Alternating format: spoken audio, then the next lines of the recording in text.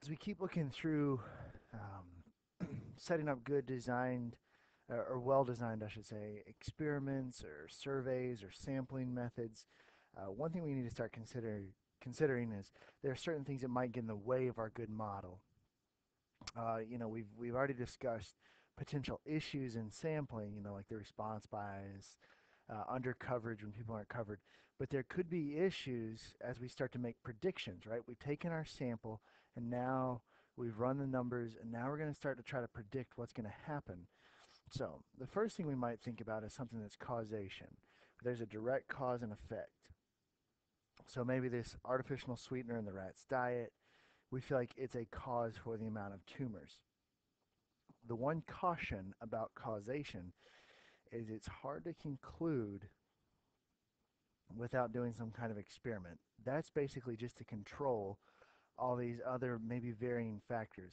One of the things that we have to consider as we start thinking about uh, making these predictions, it's tough to do because of something called a lurking variable. And a lurking variable, it's not the explanatory. Keep in mind that's your x variable or a response variable. That's y.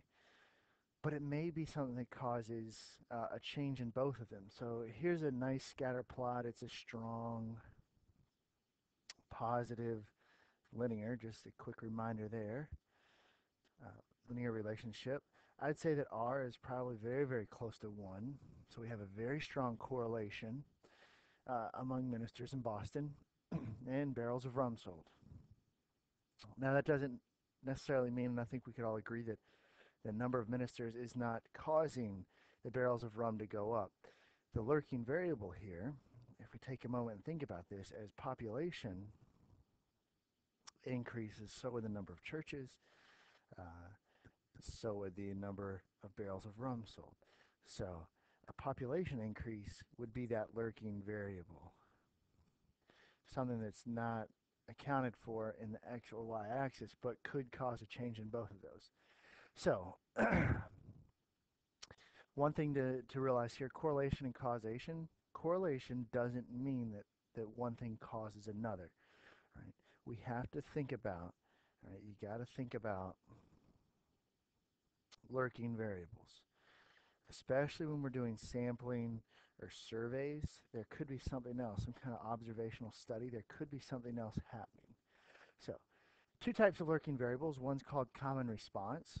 So we know that there's some kind of we've observed some type of association between X and Y, right?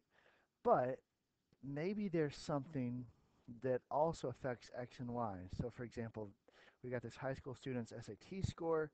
A lot of colleges feel like that's a good predictor of their first year success, their GPA that first year in college.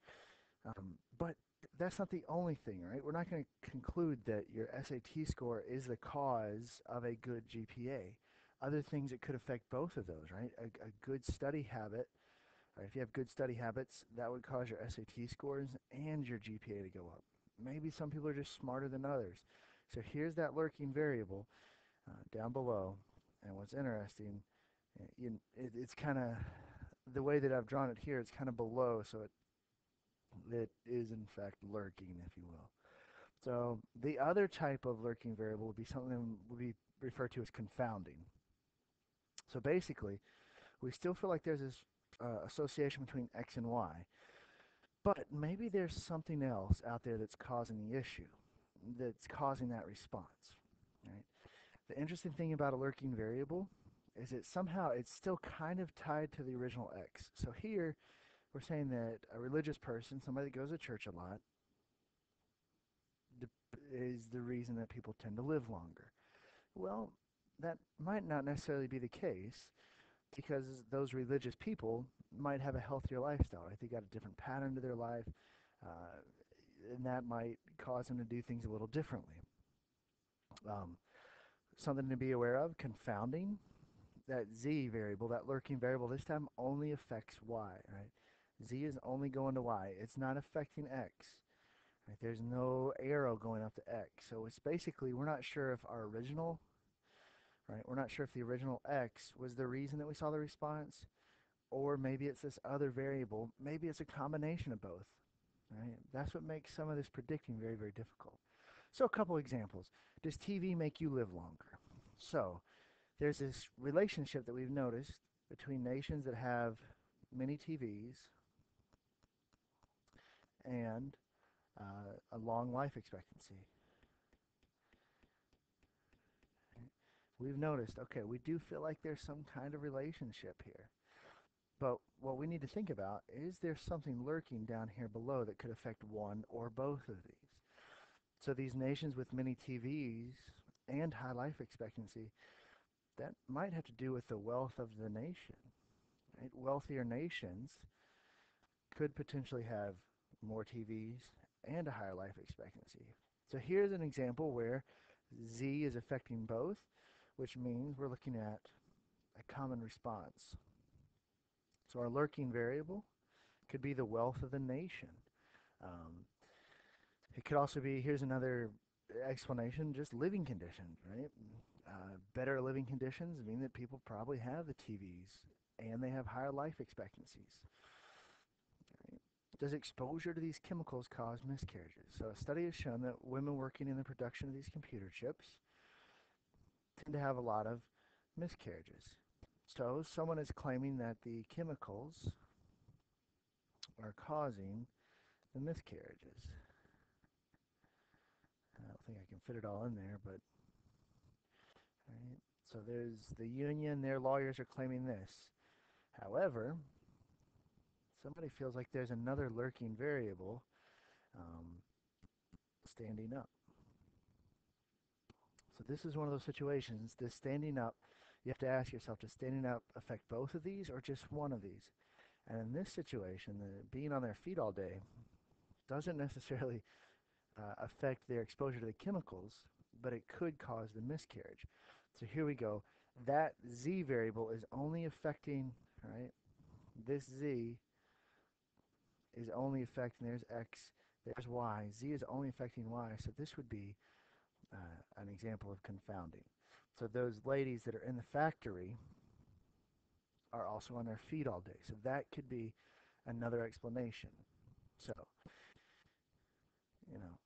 the confounding variable here would be on their feet. Maybe I could clean that up a little bit. The women in factory, because it's still the same women. We're not going to a different group of women. It's still those women that are in the factory, um, are on their feet all day.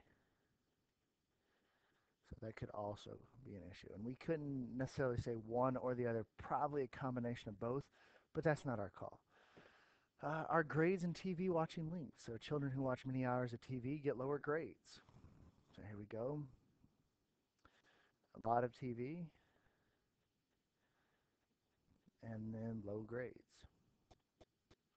Obviously, there's probably some type of relationship here, right, between X and Y. So there's our X, there's our Y. But is there another thing out there that might affect one or both of these? So when you start thinking through this, probably we take a look at this, and socioeconomic class can make a big difference, right? Children's coming from lower socioeconomic houses, they're probably watching more TV, and they're probably getting the lower grades because of that. Another one that could affect both of these, maybe parental involvement, right? As a teacher, I can say that typically students that get lower grades, their parents aren't as involved as those with higher grades. And if parents aren't that involved, kids are probably allowed to watch more TV. So here we go. Both of those situations, Z is affecting both X and Y, which means this is a common response. You can see it just popped up below. And so there's a few lurking variables that could be there, right? The the socioeconomic status, the IQ of the children, right? Or just where the parents' education level is. There's a lot of things that could go into this. So we can't just say that TV is the only cause. Right? Now we'll look at one more. Ice cream and the flu. So there's some kind of negative correlation between the number of flu cases reported each week and the amount of ice cream sold. So what we might say is ice cream, I don't know if I could spell it right. So ice cream sold, there seems to be some type of relationship between that and the flu. Right? But is there something else out there that might cause an influx in ice cream sold and the flu? If we think about that, well, flu season tends to be in the winter. Not a lot of people are buying ice cream in the winter. So this could have to do with the season. Right? If you think about winter, flu goes up, ice cream goes down. That could be something that influences both of these. And since it influences both, there's an example, once again, of common response. And the lurking variable for us, the season or the temperature.